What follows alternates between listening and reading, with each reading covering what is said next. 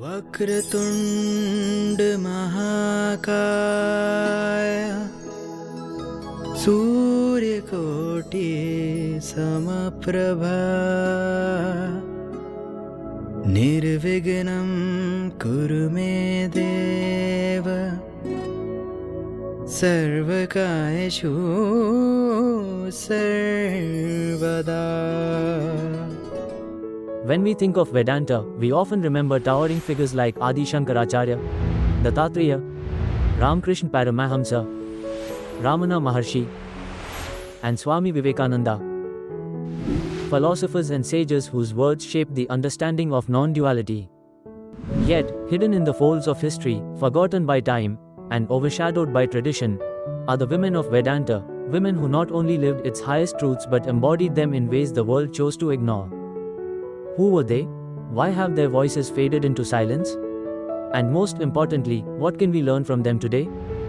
One such figure was Gargi Vachkanvi, a woman who stood in the grand court of King Janaka, fearlessly debating the great sage Yajnavalkya. In a time when women were expected to be silent observers, she asked the deepest of questions.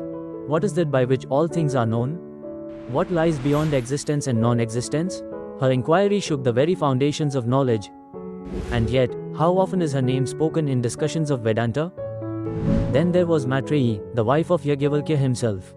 When her husband offered her material wealth, she refused, asking instead for the wisdom that leads to immortality.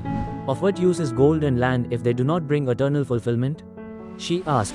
Her rejection of worldly security in favor of self-realization is the very essence of Vedanta, and yet, she remains a footnote in history. And what of Lopamudra, the philosopher queen who composed hymns of the Rigveda? Or Bharti, the wife of Mandana Mishra, whose wisdom was so profound that even Adi Shankaracharya had to accept her as an equal in debate? She did not just argue about Advaita, she lived it, proving that realization is beyond gender, beyond social roles, beyond all distinctions. But these women were not just figures of the past. Throughout history, Vedanta has found expression through remarkable women who carried its essence forward. There was Akka Mahadevi, a fearless 12th century saint who renounced everything, including clothing, to declare that only Shiva was her true identity. She walked away from societal norms, embodying the Advaitic realization that the body is not the self. Her poetry burns with the fire of absolute surrender, dissolving every trace of ego in the light of non-duality. Then there was Sharada Devi, the spiritual consort of Sri Ramakrishna, who was the embodiment of silent wisdom. Though often seen as a motherly figure, her realization was beyond roles and relationships. She once said, "If you want peace, do not see faults in others, see your own faults instead. Learn to make the whole world your own. No one is a stranger, my child, the whole world is your own." Her words point directly to the heart of Advaita, the dissolution of separation. There is also Mata Amritanandamayi, known to the world as the hugging saint, who brings the essence of Advaita into everyday life, not through complex philosophy but through the sheer presence of unconditional love. Her teachings dissolve the illusion of I and other, not in theory but in direct experience. Her embrace is not merely an act of kindness, it is a reminder of the fundamental oneness at the core of existence.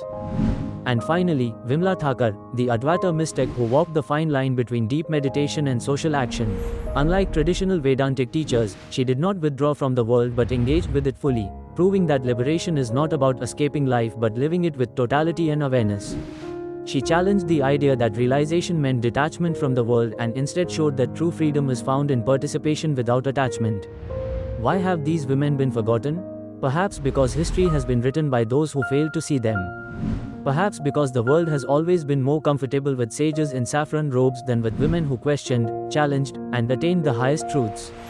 But their words still exist, waiting to be rediscovered, not just in scriptures, but in the spirit of every seeker who dares to ask, "Who am I?" Vedanta was never about exclusion. It was never about gender. It was about the direct experience of truth.